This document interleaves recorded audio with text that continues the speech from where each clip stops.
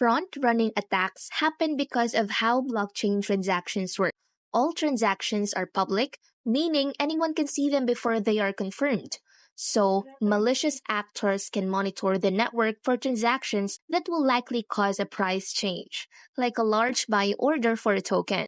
Then, they can quickly place their own transaction ahead of the original one, buying the token at a lower price and selling it at a higher price once the original transaction goes through. This effectively steals profits from the original user who ends up paying a higher price than they expected. Here's how to stop front-running attacks. Transaction sequencing.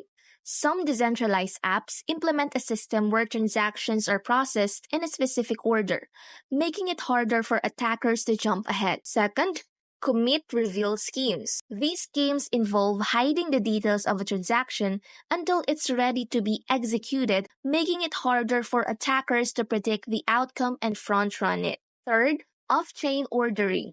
This involves processing transactions off-chain before they are added to the blockchain, reducing the window of opportunity for attackers. Fourth, gas price limits.